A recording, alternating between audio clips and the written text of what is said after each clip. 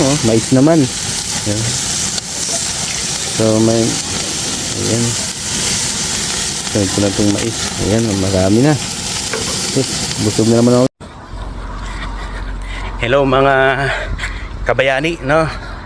Ngayon may mangiimbita pala sa akin, magba-barbecue daw kami kasi maganda ng panahon. Kaso umuulan. Wala namang hindi naman nila kinonfirm kung hindi matutuloy. So tumuloy na lang ako. Ayan, dito yung lugar nila, oh. Ang ganda. Ang ganda ng lugar nila. So yung nakita niya yung ko nag-follow siya sa post, sa nakita niya yung mga post. Inimbitahan niya ako. Gusto raw niyang makita ako, makakwentuhan. So ayun, pupuntahan ko ngayon barbecue. Sige. Grabe, daming sasakyan. So iba-ibang sasakyan dito. Siguro mayaman tong follower natin na to. Ayan, mukhang mayaman yung mga nakatira dito eh. Lalaki ng bahay, grabe. Ganito rin yung pangarap ko, magkaroon ng ganitong bahay dito. Kaya laban lang mga kabayani. Ito mga kabayani, no? Ito yung sabi ko ako na mag-ihaw-ihaw kasi ayan, no? Tuwang-tuwa sila nung tuloy kahit umuulan daw, tuloy. Ayan, mamaya itong naman may mais. Ihaw.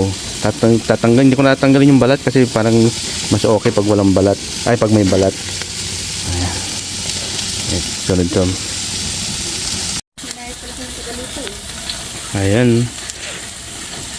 Dito yung ganda ng nila. Backyard nila. Ito lang yung no? Ganyan yung bakod nila. Pwedeng talunin pero ayan. Sobrang tahimik dito. Sarap mabuhay dito. Ayan, no? Lakas naman. Di dito, di gas yung eh. Pwede rin yung diuling. Ayan, may diuling sila. Nakakatuwa namang sabi ko ako na mag-ihaw-ihaw kasi first time ko rin ganito dito eh. Wala pang nag-imbita sa akin. Ito pa lang si Kabayan dito. Lalaki, grabing lalaki niyan, hindi ko mauubos to. Isang ganito lang busog na ako eh sa kakanin. Oh, grabe. Laki. Oh, mais naman. Ayan. So may ayan. So ito na itong mais. Ayan, marami na. Busog na naman ako to, kabayani. Bait ng mga natin dito na followers. Ganda ng nila, lugar nila dito. Next naman mais. Mas okay na para siya parang nilaga na may balat pa, para nilagang parang inihaw na nilaga.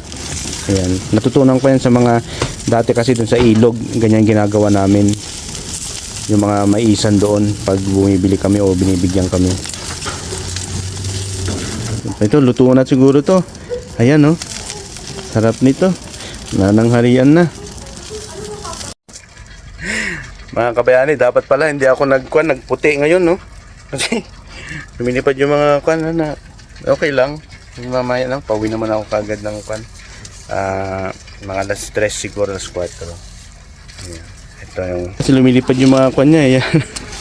Pero mukhang masarap yan. Sarap ng niya, oh. Yan, oh. Sarap ang pagkakaihaw. Hindi masyadong sunog. Yung balat lang kasi niya natusunog eh.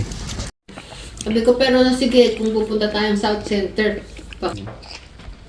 Ay, wala. So mais. Ang tamis ng mais. Nakapakwam. Salamat mga kabayani, ha. Sa next naman, sino kayo mag-iimbita sa akin naman sa susunod? Thank you. Happy Canada Day pala sa inyo. Bukas, Happy Canada Day. Okay, mga kabayani, pauwi na ako. Papalam ako kay kabayani. Kabayani, thank you Thank you sa hindi ko pwedeng thank you. Hindi ko pwedeng ipakita yung mukha ta kwan.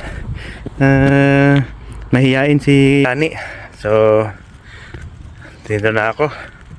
Ito yung ayan, pauwi na rin ako. Ang ganda ng mga kwan nila dito. Ay, thank you. Sa sunod naman, sana may mag-invite rin sa akin uli.